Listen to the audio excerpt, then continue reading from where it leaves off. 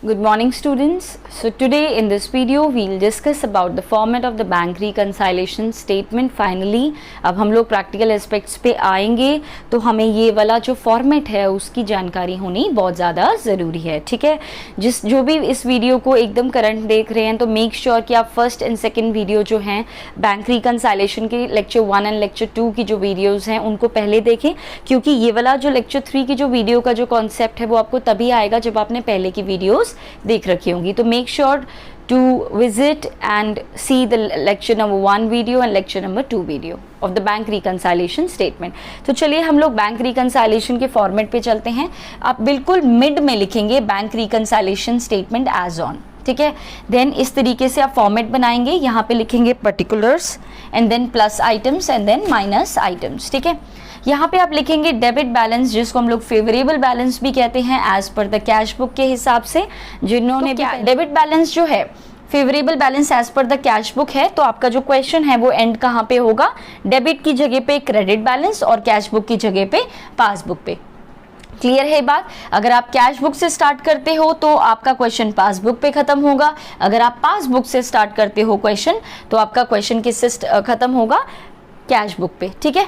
Revise वर्सा होगा, debit है तो क्रेडिट और क्रेडिट है तो डेबिट। और जैसे कि मैंने आपको बताया भी था कि कैश बुक का डेबिट बैलेंस हो या पासबुक का क्रेडिट बैलेंस हो, दोनों ही क्या होते हैं, फेवरेबल होते हैं। क्या होते हैं, फेवरेबल होते हैं। तो चलिए हम लोग पढ़ते हैं कि कौन सी आइटम्स ऐड आएंगी और कौन सी आइटम्स लेस में आएंगी। ध्यान में रखिएगा कि रिवर्स करना है, ठीक है।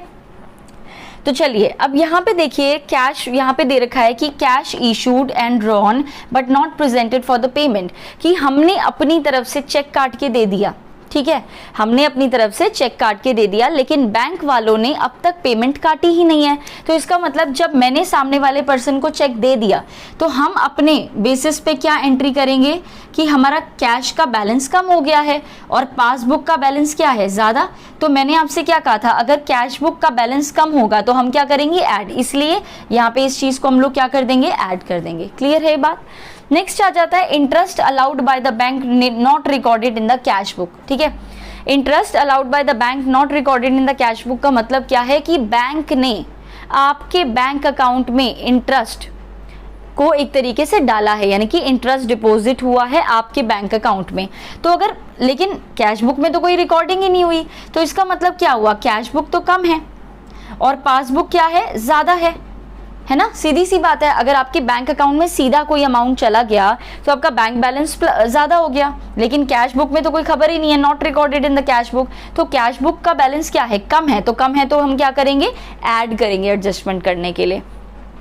नेक्स्ट आ जाता है amount directly deposited by the customer in our bank account. For example कोई भी कस्टमर था, वो गया और मेरे ही बैंक अकाउंट में उसने पैसे डलवा दिए, लेकिन मुझे तो नहीं पता।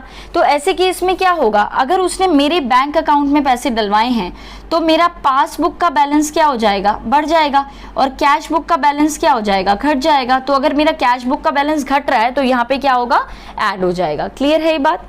नेक्स्ट है interest and dividend collected by the bank on the traders income, की कहीं पे आपने इन्वेस्टमेंट कर रखी थी और उसके बदले में आपको इंटरेस्ट मिला और ये डिविडेंड मिला, और सीधा कहाँ पे गया, कलेक्टेड बाय द बैंक, यानी कि सीधा बैंक में गया। तो जब बैंक में गया है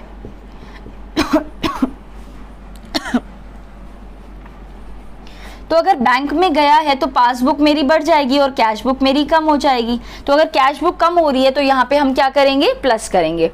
नेक्स्ट आ जाता है cheque paid into the bank but omitted to be entered in the cash book, कि हमने एक चेक दिया बैंक में जमा कराने के लिए, तो ऐसे केस में वो जमा तो हो गया लेकिन हम लोगों ने भी पहले वीडियो देखी होगी तो उसमें मैंने आपको बताया था कि जो डेबिट बैलेंस होता है कैश बुक का उसको फेवरेबल बैलेंस भी बोला जाता है, जो भी आप यहाँ पे उतारेंगे, ठीक है। तो यहाँ पे आप लिखेंगे।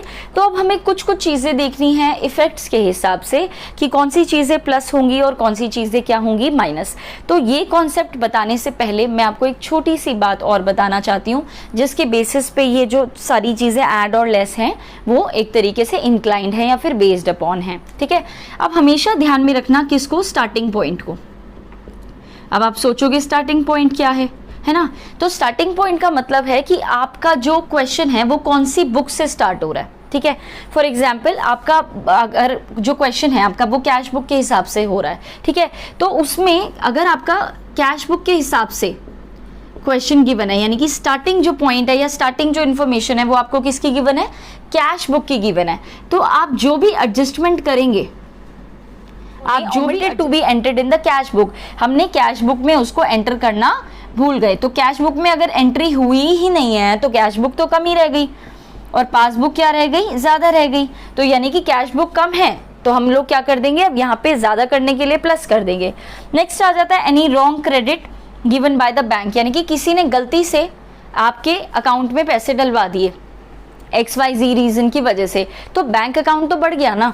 तो अगर बैंक अकाउंट बढ़ गया है मेरा, पासबुक मेरी इंक्रीज हो गई, तो कैश बुक क्या होगी, डिक्रीज होगी, तो डिक्रीज होगी तो हम लोग क्या करेंगे, ऐड करेंगे। ठीक है, ध्यान में रखिएगा, कैश बुक अगर इंक्रीज हो रहा है तो हम माइनस करेंगे और कैश बुक अगर डिक्रीज हो रहा है तो हम लोग क्या करेंगे, प्लस करेंगे। रिवर्स करना है क्योंकि यहाँ पे तो एडजस्टमेंट कर रहे हैं ना, कैश बुक की एडजस्टमेंट कर रहे हैं पासबुक के लिए, ठीक है, क्योंकि हमें पासबुक का आंसर निकालना है, तो इसलिए हम लोग एडजस्टमेंट कर रहे हैं, रिकंसाइलेशन कर रहे हैं, मैच करने की कोशिश कर रहे हैं दोनों के बैलेंसेस को डिफरेंट आइटम्स के थ्रू। ठीक है, अब ये सारी आइटम्स हो गई हैं। नेक्स्ट आ जाता है लेस में क्या क्या, ये जो टोटल आइटम्स है ये आपकी 6 ट्रांजेक्शन है टोटल। नेक्स्ट आ जाता है लेस में, लेस में भी हम लोग 6 ट्रांजेक्शन को पढ़ेंगे। ठीक है, अब यहाँ पे देखिए सबसे पहले आपको दे रखा है cheque paid into the bank for the collection but not yet credited by the bank, यानी कि आपने एक चेक दिया था अपने बैंक अकाउंट में डलवाने के लिए, तो आपने तो क्या किया, जब आपने चेक पे कर दिया तो आप तो यही सोच के चल रहे होगी भाई हमारा बैंक का बैलेंस, यानी कि बैंक का जो कॉलम है कैश बुक का वो बढ़ जाएगा, लेकिन बैंक वालों ने तो अब तक क्रेडिट करे ही नहीं है, यानी कि not yet credited by the bank, यानी कि बैंक वालों ने अब तक अकाउंट में पैसे नहीं डाले, यानी कि पासबुक हमारी अभी भी क्या चल रही है, कम चल रही है। ठीक है, अब देखिए कैश बुक अगर ज्यादा है तो ज्यादा का हम लोग क्या करते हैं, कम कर देते हैं, तो यानी कि हम लोग क्या कर देंगे, माइनस कर देंगे, तो माइनस वाली प्लस वाली आइटम्स प्लस में आएंगी और माइनस वाली माइनस वाले आइटम्स में जाएंगी। नेक्स्ट है cheque paid into the bank for the collection but dishonoured by the bank, ये मुझे बताने की भी जरूरत नहीं है, मैंने आपको पिछली वीडियोज में कुछ बताई थी जो कि बहुत ईजी रहेंगे आपके लिए, कि जैसे मैंने आपसे बताया भी था डिसऑनर्ड को देखते ही माइनस कर दिया करो, है ना, ये कुछ हिंट है आपके लिए कि डिसऑनर्ड देखा तो सीधा माइनस वाली आइटम्स में लगा दिया। सेम इसी तरीके से direct payment by the bank, direct payment made by the bank का मतलब क्या है कि ऑटोमेटिकली बैंक से एक तरीके से पैसे चले गए, है ना, तो इसका मतलब मैंने आपको कुछ हिंट्स भी दिए थे कि जितने भी खर्चे होते हैं या फिर जितने भी आप एक्सपेंसेस कर रहे हो आप सीधा उसको माइनस कर दिया करो, है ना। अब जैसे ये डिसऑनर्ड हो गया, सीधा देखते ही माइनस, डायरेक्ट पेमेंट आपने कर दी, देखते ही माइनस कर दो, बैंक चार्जेस, बैंक वालों ने बैंक के चार्जेस से की वजह से पैसे काट लिए, माइनस कर दो। ठीक है, तो इस तरीके से यहाँ पे एनी रॉन्ग क्रेडिट आया था तो यहाँ पे एनी रॉन्ग डेबिट आया है। ठीक है, नेक्स्ट है आपका 5th point cheque issued but omitted to be recorded in the cash book, कि हमने चेक तो इशू कर दिया था किसी को, ठीक है, हमने चेक इशू कर दिया था लेकिन कैश बुक में हम लोग उसको ओमिट कर दिया हमने, यानी कि लिखना भूल गए। तो कैश बुक में अगर हमने जो भी एडजस्टमेंट करेंगे, एडजस्टमेंट का मतलब क्या है, प्लस या माइनस कोई भी चीज जो भी आप ऐड या लेस करेंगे तो वो जो एडजस्टमेंट करेंगे वो किसके हिसाब से करेंगे, कैश बुक के हिसाब से। क्लियर है ये बात। अगर आपको लग रहा है कि कैश बुक का बैलेंस ज्यादा है तो आप उसको एडजस्ट कैसे करेंगे, उसको अगर ज्यादा है तो कम कर दो, यानी कि माइनस कर दो, और अगर आपको लग रहा है कि कैश बुक का बैलेंस कम है तो एडजस्ट करने के लिए उसको क्या करेंगे, ज्यादा कर देंगे। बस इतना छोटा सा काम आपको करना है कि अगर आपको पहले स्टार्टिंग पॉइंट देखना है, फॉर एग्जांपल यहाँ पे जो मैंने आपको लेआउट बताया तो वहां पे debit balance, favourable balance as per the cash book था, तो यहाँ पे जितनी भी प्लस या माइनस की जो आइटम है वो किसको मद्देनजर रखते हुए हम लोग करेंगे, कैश बुक को। ठीक है, अगर आपका एडजस्टमेंट कैसे करेंगे, अगर कैश बुक का बैलेंस ज्यादा है तो कम कर दो और कम है तो ज्यादा कर दो, यानी कि वाइस वर्सा करना है आपको। ठीक है, और किसका इफेक्ट क्या होगा ये ऑलरेडी मैं आपको एक्सप्लेन कर चुकी हूँ, बट स्टिल मैं बताते वक्त आपको एक्सप्लेन कर दूंगी। लिखा नहीं है, ठीक है, तो इसका मतलब क्या है, अगर कैश बुक से में लिखा आपने नहीं है तो कैश बुक का बैलेंस तो क्या आ रहा है, अभी भी ज्यादा आ रहा है।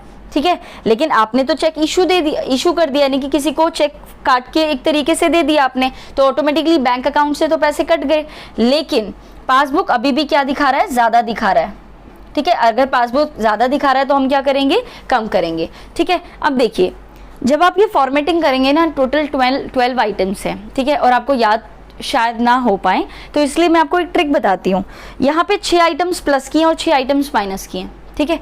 अब ऐसे केस में क्या है कि 6 की 6 याद करना ना प्रॉब्लमेटिक हो जाता है। तो आप बेटर एक काम कीजिए, या तो आप ऐड वाली सारी लर्न कर लीजिए, ठीक है, तो ऐसे केस में जो बाकी होंगी वो लेस में ही आएंगी। या फिर आप क्या कर लीजिए कि लेस वाली लर्न कर लीजिए, तो बाकी जो आएंगी वो ऐड में ही आएंगी एक तरीके से। बाकी आप अपना कॉन्सेप्ट्स भी ध्यान में रख सकते हैं। अब मेरा प्रेफरेंस ये रहेगा, आगे आपकी चॉइस है, मेरा प्रेफरेंस ये रहेगा कि आप लोग लेस वाली आइटम्स को लर्न कर लें, ठीक है। उससे क्या होगा, क्योंकि जो लेस वाली आइटम्स है वो कंपैरेटिवली थोड़ी आसान है और जल्दी लर्न हो जाती है ना। जैसे सिंपली मैं आपको याद करने का एक तरीका बताती हूँ, ठीक है। इसमें क्या है, आप फर्स्ट वाली ट्रांजैक्शन देखिए, ठीक है, और 5th वाली ट्रांजैक्शन देखिए। ये फर्स्ट और 5th वाली ट्रांजैक्शन है जो कि आपको थोड़ी बहुत लर्न करनी पड़ेगी, बाकी तो सेल्फ अंडरस्टूड है कि क्या होने वाला है, ठीक है। अब 6 में से अगर 2 आपको देखनी पड़े तो आप 2 तो लर्न कर ही सकते हो, बाकी तो बहुत इजी है। एक हिंट मैं आपको बताऊंगी, एक वर्ड है जिनके थ्रू ऑटोमेटिकली आंसर आपका निकल जाएगा। अब यहाँ पे देखिए, 1st और 5th में आपको एक चीज का ध्यान में रखना है। कौन सी ट्रांजैक्शन है? Cheque paid into bank for collection but not yet credited by the bank. ये आइटम्स ये जो ट्रांजैक्शन है वो किस में आती है? लेस में आती है। नेक्स्ट है 5th है cheque issued but omitted to be record in the cash book, कि हमने चेक अपनी तरफ से इशू कर दिया लेकिन कैश बुक में हमने घटाया नहीं है, तो यानी कि अब हम लोग घटा देंगे, तो यहाँ पे हमने घटा दिया, ठीक है। बाकी के हिंट वर्ड्स क्या हैं? एक है हिंट वर्ड डिसऑनर्ड, मैं स्टार लगा रही हूँ, डिसऑनर्ड। एक है हिंट वर्ड डायरेक्ट पेमेंट, ठीक है। एक है हिंट वर्ड बैंक चार्जेस, ठीक है। और लास्ट में वो ये है कि यहाँ पे एनी रॉन्ग डेबिट क्रेडिट था, तो यहाँ पे एनी रॉन्ग डेबिट आ जाएगा, ठीक है। सिंपल सा है। क्या क्या वर्ड आपको ध्यान रखने हैं? एक डिसऑनर, डिसऑनर देखते ही आप माइनस कर दो। पेमेंट देखते ही आप माइनस कर दो। बैंक चार्जेस देखते ही आप क्या कर दो? माइनस कर दो। और कोई भी रॉन्ग डेबिट है तो देखते ही आप माइनस कर दो। हो गई लर्न, सिंपल सा है। और 2 चीज़ें और, पहली चीज़ वो ये है कि बैंक यहाँ पे जगह नहीं है तो मैं यहीं पे आपको बता देती हूँ। एक आपको ये लर्न करना है कि cheque paid into bank for the collection but not yet credited by the bank. And last है आपका cheque issued but omitted to be record in the cash book, ठीक है। अगर आपको ये आइटम्स आ गई लेस वाली, तो ऑटोमेटिकली ऐड वाली तो बहुत ईजी हो जाएंगी आपके लिए, ठीक है। तो this is the final bank reconciliation statement format for the question purpose.